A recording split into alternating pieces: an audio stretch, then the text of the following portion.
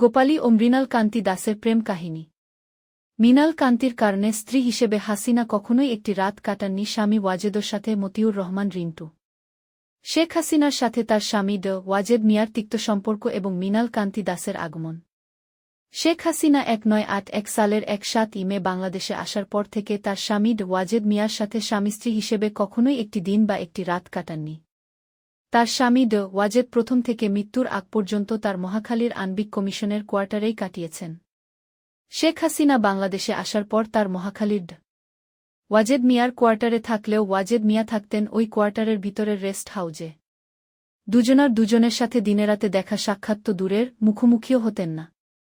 স্কামির কোয়ার্টারে থাকার সময় এবং পরবর্তীতে ধানমন্ডি ৩২-এর পিত্রালয় বঙ্গবন্ধু ভবনে থাকতে শেখ হাসিনা নিয়মিত রুটিন মাফিকভাবে প্রতিদিন সন্ধ্যা ঠিক ১ ঘণ্টা আগে গোসল করে পাউডার, পারফিউম মেখে লম্বা চুলের বেনি করে, চকচকে নতুন শাড়ি, ব্লাউজ পরে খুবই পরিপাটি হয়ে কাউকে সঙ্গে না নিয়ে শুধুমাত্র জিপ গাড়ি এবং ড্রাইভার জালালকে সাথে নিয়ে বেরিয়ে যেতেন এবং ঘণ্টা দুয়েক পরে ফিরে আসতেন।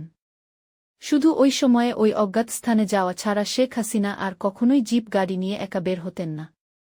১৯৮৭ সালে মুন্সিগঞ্জ হরগঙ্গা কলেজ ছাত্র সংসদের ভিপি তরুণ যুবক মৃণাল কান্তি দাসের সাথে শেখ হাসিনার পরিচয় হয় এবং পরিচয়ের পর থেকে মৃণাল কান্তি দাস ৩২ নম্বরে বঙ্গবন্ধু ভবনে থাকতে শুরু করেন।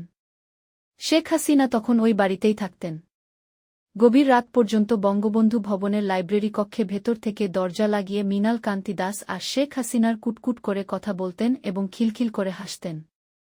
শেখ হাসিনার কাছে মৃণালের গ্রহণযোগ্যতা এতটাই বেড়ে গেল যে তা সকলের ঈর্ষার কারণ হয়ে দাঁড়াল।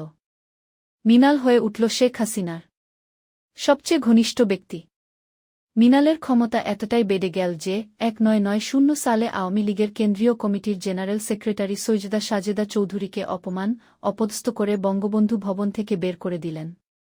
একদিন বঙ্গবন্ধু ভবনে মৃণাল সহ ৪ জন তাস খেলছে, বেলা তখন ৩:৩০।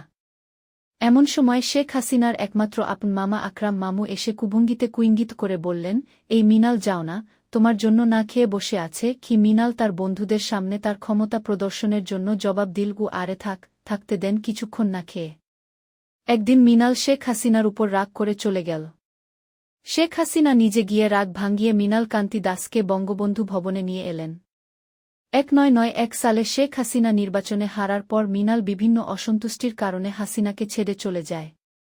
শেখ হাসিনা নিজে ৩ বার মৃণালকে ফিরিয়ে আনতে যান, কিন্তু সে ফিরে আসে না, বরং শেখ হাসিনার সাথে তার দৈহিক সম্পর্কের কথা প্রচার করতে থাকে। কথায় কথায় মৃণাল হাসতে হাসতে বলতে থাকে, শেখ হাসিনার টুট টুট টুট। মূল বই আমার ফাঁসি চাই নিষিদ্ধ। লেখক মুক্তিযোদ্ধা মতিউর রহমান রিন্টু, শেখ হাসিনার সাবেক ব্যক্তিগত সহকারী।